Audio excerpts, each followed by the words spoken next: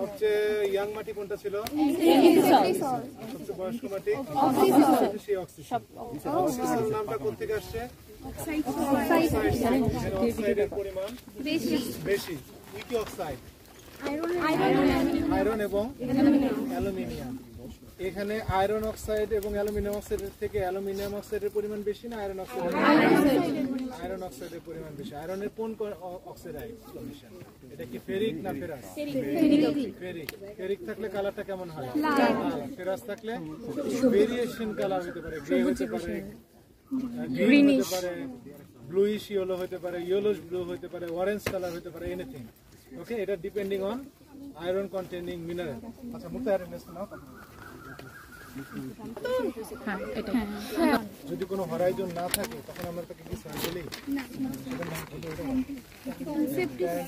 অথবা যে অর্ডারটার মধ্যে আমরা তাকে ফেলে সেটা হচ্ছে not in safety soil. In safety সলে কিন্তু তুমি হরাইজন পাবা, একটা বা দুইটা পাবা। ইনটি সলে কিন্তু কোনোটাই পাবা। তো এখানে আমরা দুইটা হরাইজন মেইনলি দেখতে পাচ্ছি, তাই না? আমরা যখন কোনো একটা পিটকে ওপেন করে তার ক্লাসিফিকেশন করতে যাই কি কি হরাইজন আছে, আমরা ফার্স্ট দেখি তার কালার ভেরিয়েশন। ওকে, তুমি দূর থেকে আগে দেখবা, তুমি কালারের উপর বেস করে তাকে ক্লাসিফাই করবে। কালারের উপর বেস করে ক্লাসিফাই করার পর তুমি কিছু ক্ষেত্রে দেখবা, নিচের পিকটার ক্ষেত্রে যেরকম দেখে আসছো, ওইটার মধ্যে বিটি একটা হরাইজন ছিল না, আর সবার নিচে আর একটা হরাইজন ছিল বিসি। দুইটার রং কিন্তু দেখতে একই রকম, কিন্তু দুইটার সফটনেস বা হার্ডনেস কিন্তু আলাদা। যখন উপরের বিটি হরাইজন সেটার মধ্যে স্যান্ডের পরিমাণ ছিল কম, নিচে যেটা বিসি হরাইজন এটা কিন্তু আমরা আইডেন্টিফাই করছি তাকে ধরার পরে, ধরার আগে না। আমরা যদি কালার দিয়ে দেখতাম ওখানে তাহলে 4টা হরাইজন পাওয়া যেত, আর যদি আমরা তার সফটনেস বা হার্ডনেস দিয়ে দেখি তখন আমরা সেখানে 5টা হরাইজন পাইছি। এই পিঠে নামো, একজন বা দুজন অল্টারনেট করে নামো। এখানে গরম নাই, ঠান্ডা মাথায় নামো। কে নামবা? নামো, নামতে তো হবে মাস্ট। বিসমিল্লাহ বলে নামো। যে নামবা ব্যাগ আর এগুলা ছেড়ে নামো। চাকু নাও, স্কেল নাও। ওকে, এই পিঠটা ওই পিঠটা থেকে আলাদা না? ওই পিঠের প্যারেন্ট ম্যাটেরিয়ালের নাম কি ছিল? ব্রহ্মপুত্র অ্যালুমিনিয়াম। এটার প্যারেন্ট ম্যাটেরিয়ালের নাম হচ্ছে মধুপুর। ওকে, এখানে দুইটা হরাইজন দেখা যাচ্ছে। দুইটা হরাইজনের বাউন্ডারি কতটুকু? চাকুটা নাও, আইডেন্টিফাই করো। তাহলে প্রথম কাজ কি আমাদের কি কি হরাইজন আছে? হ্যাঁ, ফার্স্ট হরাইজন দেখতে পাবো না, ওই সাইড থেকে দাঁড়াও। হরাইজনটা দেখ এই পর্যন্ত না।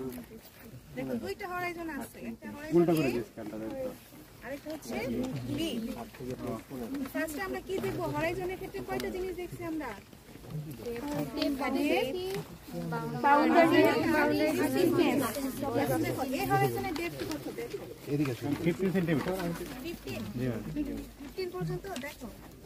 এদিকে 8 থেকে 23 পর্যন্ত। 8 থেকে 23। আচ্ছা, এটাকে ধরে নাও 0, তারপরে হিসাব করো। আচ্ছা, 15 আমার ফটো দিই। তাহলে 0 টু 15 সেন্টিমিটার। এই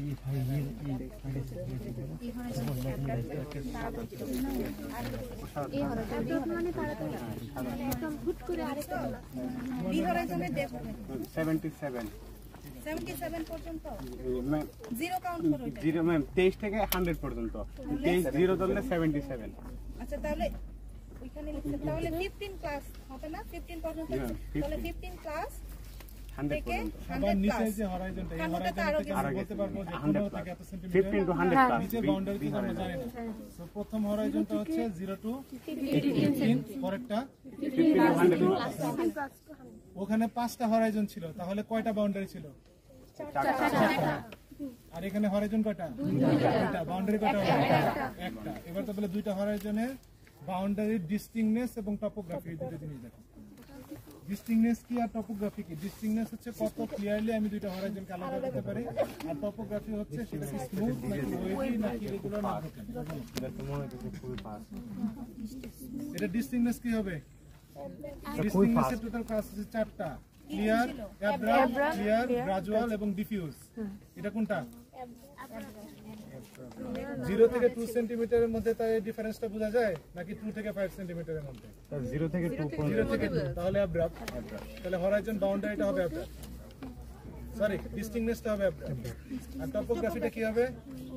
এটা কি ওয়াইফাই সমুদ্রের ঢেউয়ের মতো না স্যার তাহলে স্মুথ এরপরেরটা কি হ্যাঁ এই যে কালার চার্ট নাও এই হরাইজনের মাটি শোনো মাটিটা নিবা হচ্ছে দুই পাশ থেকে মাছ সামনেরটাকে নষ্ট করবা কম ঠিক আছে আমি যে যে বড় বড় দুগুলো ওপেনিং আছে এগুলো নষ্ট করো না ওগুলো হচ্ছে ক্রোটোভিনা ঠিক আছে ওগুলো এইখানে সলটা খুব হার্ড চাকু সাবধানে হাত কেটো না এটা ফাটছে নিচে হাত দাও তাহলে হাতের উপর এবার উপরে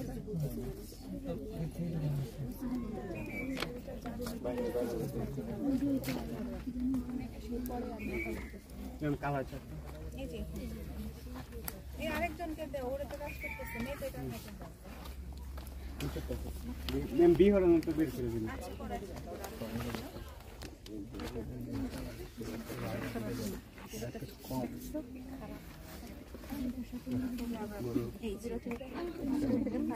Five wire,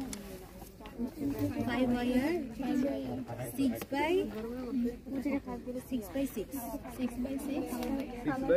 6 by 6. আর হচ্ছে কালার হচ্ছে রেডিশ ইয়েলো একজন মানগুলো লাগে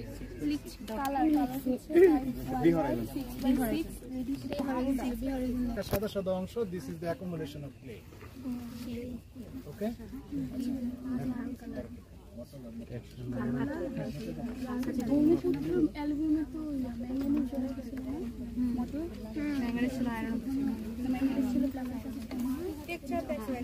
এবার টেক্সচার বের করো এ হরাইজন থেকে সয়েল নাও বি হরাইজন থেকে সয়েল নাও আমরা ফিঙ্গারপ্রিন্ট মেথডে টেক্সচার ডিটারমিনেশনের সময় কি করি প্রথমে বল ফরমেশন করি রিবনের লেন্থ নেই এখন একটু ঠান্ডা মাথায় বুঝে কাজ করো এখানকার যে সয়েলটা কি সয়েল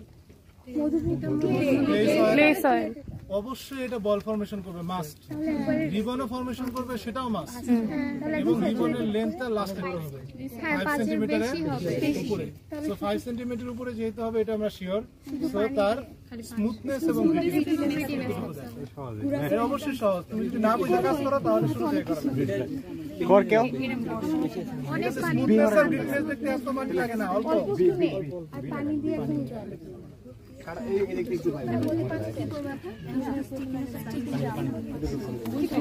বি হরাইজন আমার হাতে একটু দে টেক্সচার হয়ে যাবে স্মুথনেস গ্রিটিনেস এত লাগে না অল্প একটু নেই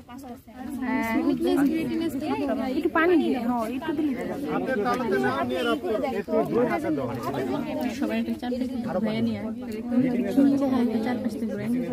কিন্তু কোনো স্মুথনেস নাই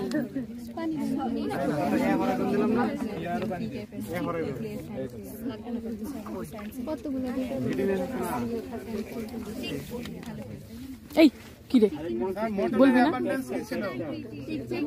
মোটলের অ্যাবান্ডেন্স ছিল এ হরাইজনে মোটলের অ্যাবান্ডেন্স হচ্ছে নান কারণ এই হরাইজনে মোটল নাই আর বি হরাইজনে মোটলের অ্যাবান্ডেন্স মিডিয়াম সরি মেনি হ্যাঁ স্যার গ্রিটিনেস বেশি স্মুথনেস গ্রিননেস কম বেশি স্মুথনেস কম স্যান্ডি ক্লে তাহলে এই হরাইজন এই সয়েলের টেক্সচারের ক্লাস কি হবে আমার কাছে ছবিটা আছে আমার এটা মনে থাকে না তো আচ্ছা এটা স্যান্ডি ক্লে গ্রিননেস যেহেতু বেশি এটাই হরাইজন না B horizon B horizon B horizon এই হরাইজন কার কাছে আছে বি আবার আমার গ্রিননেস বেশি তাহলে স্যান্ডি ক্লে দুটোই স্যান্ডি ক্লে দেখো দেখি আর আগে গ্রুপ তোমাদেরটা পেয়ে গেছে সিল্কি ক্লে ওদের কাছে আবার স্মুথ মনে হয়েছে তোমাদেরকে হাতে চামড়া দুটোই যেটা তোমরা পাইছো সেটা করে দেখেছে ওর ঠিক কাছেও আছে সেম কোনো সমস্যা নাই এটা তোমাদের perception। ওরটা গ্রিটি ঠিকই আছে গ্রিটিনেস বেশি বসছে মনে হচ্ছে স্যার ওদের হাতে গ্রিটিনেস বেশি না ওরা মনে হয় হাতে বসছে তবে এটা গ্রিটিনেস ওটার থেকে একটু কম ওটারটা আরো বেশি আবারটা আরো বেশি কি জানো না না কিন্তু একই মাটি তো না সাইজটা দেওয়া হচ্ছে মিডিয়াম আমার এটা নাকি পানিও হতে পারে পানি বেশি হতে পারে স্ট্রাকচার কি হবে স্ট্রাকচার আমরা কিভাবে দেখি এই যে বড় একটা প্রবলেম এই যে বড় ঠিক আছে, এখন এটাকে ম্যান হাইট থেকে নিচে ছেড়ে দাও। ম্যান হাইট বলতে কোনটুকু? Chest height. এটা মাথা থেকে নিচে তো। হ্যাঁ খেলো, এখন তোলো, যেগুলো যেভাবে ভাঙছে সেই প্যাটার্নটা তোলো। তুলে দেখো এগুলো হয়ে গেছে একদম। It's like a block. Structure কি আছে? ব্লক, প্লেট, প্রিজম, আরেকটা ক্রাম্বি বা গ্রানুলার। সো এটা ক্রাম্বি বা গ্রানুলারও না, প্রিজমও না, প্লেটও না, কলামও না, দিস ইজ ব্লক। এখন এই ব্লকগুলোর ধারগুলো কেমন? খুবই শার্প না কিছুটা ভোঁতা? কিছুটা ভোঁতা। সো যদি একদম শার্প হতো তাহলে কিছুটা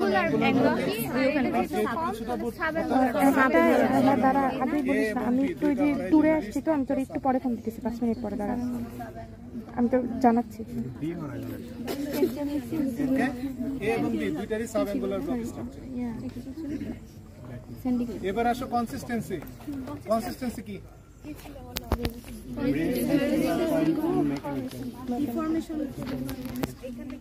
স্ট্রেস তুমি কতটুকু দিচ্ছ সেটার বিরুদ্ধে কতটুকু রেজিস্ট। আমরা কনসিস্টেন্সি বের করতাম কিভাবে? ড্রাই কন্ডিশন আমরা এটাকে ধরার চেষ্টা করতাম। যদি ধরার সাথে সাথে এটা ভেঙে যেত তাহলে বলতাম আমরা লুজ অথবা সফট এরকম কোনো। আর এটা ধরার সাথে সাথে ভাঙছে, ধরার সাথে সাথে না ভাঙার কারণে আমরা এরপরে কি করবো? প্রেশারটা দয়া করে এরকম করে ডলে ডলে দিবা না, ঠিক আছে? এই থাম্ব এবং ফোর ফিঙ্গারে তুমি প্রেশার দিবা। তুমি এটা কতটুকু প্রেশারে ভাঙতে পারো, ঠিক আছে? দেখো তোমার কি অবস্থা, ভাঙা যায়? এক্সট্রিমলি হার্ড হচ্ছে যেটা হাতেও ভাঙা যাবে না। এটা তুমি হাতে ভাঙতে পারবা না, অনেক শক্ত। এটা হাতে ভাঙতে পারবা? হাতে ভাঙতে পারবো না, স্যার আমরা পারবো না। এক্সট্রিমলি হার্ড না, তোমাদের শক্তি মনে হয় শেষ। ভাঙা যায়, এটা হার্ড। অনেক আগে ভেঙে গেছে, অনেক আগে ভেঙে গেছে, এটা হার্ড। দেনা একটু, এটা মারাত্মক। বি হরাইজন দুইটার ক্ষেত্রে তার কনসিস্টেন্সিটা দেখো। ওইখান থেকে না তো, আমি এক্সাম্পল দেখাচ্ছি। তুমি এ হরাইজন থেকে মাটি নাও, বি হরাইজন থেকে মাটি নাও। আমি উপর থেকে নিয়েছিলাম তাই। এই হরাইজন কোথায় যাবা? নিচের পিঠ। কনগ্রাচুলেশন। এখানটা ঘুরে ম্যাপ বানাবো। আমরা কষ্ট শেষ করে আসছি। B horizon. বি হরাইজন দাও আমরা। নিবি একটু দিস তো। B horizon. জানি আমি উঠতে জানি দিয়ে দে। জানি ও ভাঙবে তো। জানি না আমি একটু বলতে চাই। বি বি এই হরাইজন কার লাগবে? এটা হাত দিয়ে তোলা নাই। এই হরাইজন লাগবে। বেশি ছোট যায়। আমি তো কোনোটাই ভাঙতে পারি না। হরাইজন থেকে সানি আমাকে একটু লুজ না এই বি হরাইজন এগুলো ভাঙ। এটা বি হরাইজন। হ্যাঁ এটা ভাঙছে। এটা ভাঙে ভেঙে যায় আর বি ভাঙে না। বি না না ওটা তো অল্প নিয়ে দিছি। হার্ড এটা হার্ড। তুই পারবি না। ভাঙে না। বিহার স্টিকিনেস আর প্লাস্টিসিটি। স্টিকিনেসটা আমরা কিভাবে দেখব? এই যে ধরে দুটো সাথে লাগবে। করে দেখবা হ্যাঁ? তাহলে দেখাতে প্লিজ। সয়েল নাও একটু। এটা ভালো হবে। অল্প পরিমাণ সয়েল নিলেই হবে। রাখবো আগে হাতে। এ হরাইজন ময়েস্ট কন্ডিশনে কনসিস্টেন্সি কি? এ ফ্রাইয়েবল। ফ্রাইয়েবল। ফ্রাইবল আর ফার্ম। কারণটা হচ্ছে সয়েলটা ড্রাই হয়ে গেছে। ওকে, এই জন্য কোনো একটা সয়েল, চাকুটাকে আমাদের এই জন্য রাখা হয়। তুমি দেখবা যে কোনো একটা পিস স্টাডি করার সময় তাকে একটু চেঁচে চেঁচে দেখতে হয়। এটাকে একটু করা কঠিন কারণ সয়েলটা খুবই হার্ড, ঠিক আছে? এটার প্যারেন্ট ম্যাটেরিয়াল কি? বুম মাছ।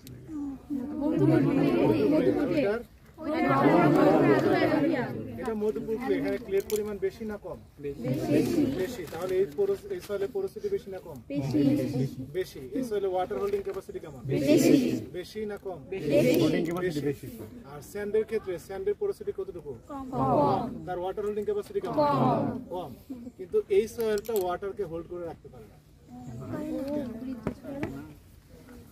এই সয়েলটা ওয়াটারকে হোল্ড করে রাখতে পারে না। তার কারণটা কি? রাখতে পারে না। তুমি যদি পানি দাও দেখবা খুব কুইকলি চলে যাবে। পানি নেই, পানি নেই। না না, কতটুকু পানি খাবে? দেখছো সাই, তুমি অনেক পানি দাও, এখানে ওয়াটার সাধারণত ডেনসিটি স্যার খুব বেশি। ডেনসিটি বেশি না। এটার কারণটা হচ্ছে এই সয়েলটার স্ট্রাকচারটা দেখো কিরকম। এই যে sub angular block like structure গুলো, এগুলো কিন্তু অনেকটা ইটের ছোট ছোট গুঁড়ার মতো হয়ে থাকে, ফলে এই জিনিসগুলো যখন একসাথে থাকে তার মধ্যে পোর স্পেসের পরিমাণটা বেশি বা ম্যাক্রোপোরের পরিমাণ বেশি, ফলে আদাটা চলে যায়। এটা হচ্ছে 1 নাম্বার কারণ। আর 2 নাম্বার আরেকটা কারণ আছে, সেই কারণটা হচ্ছে এই সয়েলের মূল যে পার্টিকেলসটা সেটা থাকে ক্লে, তাই না? এই ক্লে পার্টিকেলস গুলোর সাথে এখানে আরেকটা জিনিস থাকে, সেটা হচ্ছে অক্সাইডস এর পরিমাণ বেশি, অক্সাইডস অফ আয়রন এবং অ্যালুমিনিয়াম। এই দুইটাকে আমরা একত্রে কি বলি? সেসকুই অক্সাইড। সেসকুই অক্সাইড একটা সিমেন্টিং এজেন্ট, পড়াছিল? তো এখানে যে ক্লে পার্টিকেল গুলো থাকে সেগুলো সাইজে তো খুব ছোট, এই ক্লে পার্টিকেল গুলো একটার সাথে আরেকটা লেগে থাকে কার মাধ্যমে? সিমেন্টিং এজেন্টের মাধ্যমে। যখন অনেকগুলো ক্লে পার্টিকেল একটার সাথে আরেকটা লেগে থাকে, দেন ওই ক্লে পার্টিকেল গুলো ছোটগুলো একত্র হয়ে তাদের পার্টিকেলের সাইজটা বড় হয়ে যায় এবং তারা একটা স্যান্ডের মতো আকার ধারণ করে থাকে। ওকে, এই জন্য এই ধরনের স্ট্রাকচারকে বা টেক্সচারকে আমরা বলে থাকি সিউডো স্যান্ড। সেটা আসলে স্যান্ড না, কিন্তু স্যান্ডের ক্লে মতো পার্টিকেলসগুলো একসাথে একটার সাথে লেগে থাকার কারণে সে স্যান্ডের মতো স্ট্রাকচার ধারণ করে, এই জন্য আমরা তাকে বলি সিউডো স্যান্ড। এই সিউডো স্যান্ডের পরিমাণ এই মধুপুর প্লেটে বেশি, ফলে তাদের মধ্যে পোর স্পেসের সাইজগুলো বড়, ওয়াটারটা খুবই কুইকলি চলে যায়। ঠিক আছে, এটা হচ্ছে একটা কথা গেল। আরেকটা কথা দেখো, তোমরা এই যে কোনো একটা প্লট নিলে দেখতে পারবো এখানে কালো এবং লালের কিছু কম্বিনেশন বা মিক্সচার কালার আছে, তাই না? নিচে ওই পিটে ম্যাঙ্গানিজের কনক্রিশন দেখছো, ম্যাঙ্গানিজের অক্সাইড, কিন্তু এটা ম্যাঙ্গানিজ যখন অক্সিডাইজড হয় তখন এই ম্যাঙ্গানিজের কনক্রিশনটা বা কালো রঙের হিসাবে সে ডিপোজিটেড হয়।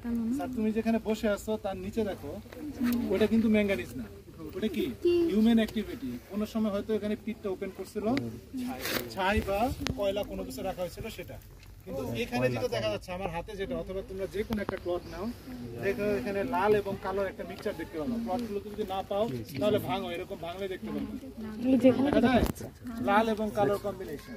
এখানে যে ম্যাঙ্গানিজ যেটা প্রথমে দেখছো, ম্যাঙ্গানিজ এবং আয়রন, শোনো, ম্যাঙ্গানিজ এবং আয়রন এই দুইটা এলিমেন্টের মধ্যে ম্যাঙ্গানিজের অক্সিজেন ডিমান্ড আয়রনের তুলনায় অনেক বেশি। ফলে যখন এখানে এই যে ছোট ছোট টিউবওয়েল গুলো বা পোর স্পেস গুলো, এই পোর স্পেস দিয়ে যখন ড্রাই কন্ডিশনে এয়ার পাস হয়, দ্যাট মিনস অক্সিজেন পাস হয়, তখন সয়েলের যে ম্যাঙ্গানিজটা they come to that oxygen first, কারণ আমার অক্সিজেন ডিমান্ড অনেক বেশি। ম্যাঙ্গানিজটা যখন এই অক্সিজেনের কাছাকাছি আসে তখন সে অক্সিডাইজ হয়ে যায়, ফলে সে কালো রং ধারণ করে। সয়েলে যে আয়রনগুলো আছে তার ডিমান্ড ম্যাঙ্গানিজের তুলনায় কম জন্য অক্সিজেন যেদিক দিয়ে পাস করছে তার সার্কেলের চতুর্দিকে থাকে ম্যাঙ্গানিজ, আর তারপরে থাকে আয়রন। ওকে, এই ধরনের কনক্রিশনকে আমরা বলি আয়রন ম্যাঙ্গানিজ কনক্রিশন। আর নিচের পিঠে যেটা দিচ্ছে এটা অনলি ম্যাঙ্গানিজ কনক্রিশন। ওকে স্যার পরেরটা কি বললেন?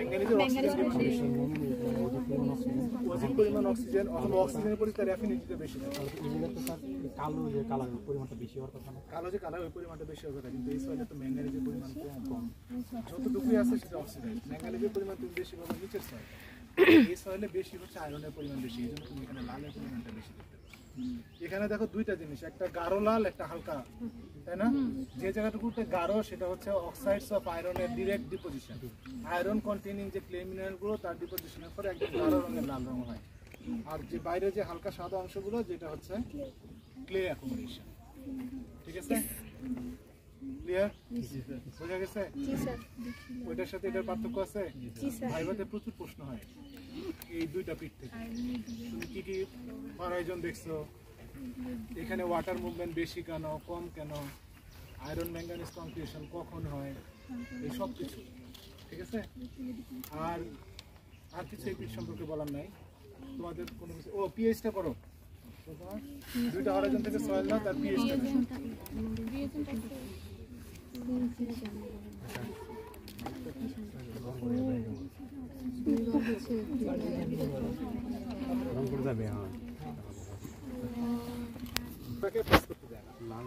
ম্যাক্রোপোরের ক্ষেত্রে অ্যাডিশন কোহেশন ফোর্সের শক্তি কম কম্পেয়ার টু গ্র্যাভিটেশনাল ফোর্স। যেহেতু অ্যাডিশন কোহেশন ফোর্স কম, গ্র্যাভিটেশনাল ফোর্সের জন্য নিচে। ঠিক আছে, সো পোরোসিটি বেশি কিন্তু প্লেতে। কিন্তু ওয়াটার হোল্ডিং ক্যাপাসিটি বেশি ক্লে। স্যান্ডের পোরোসিটি কম কিন্তু ওয়াটার মুভমেন্ট বেশি। গ্র্যাভিটেশনাল ফোর্সটা গ্র্যাভিটেশনাল ফোর্সটা তখন এখানে বেশি কাজ করে কম্পেয়ার টু অ্যাডাকশন এবং কোহেশন। ঠিক আছে?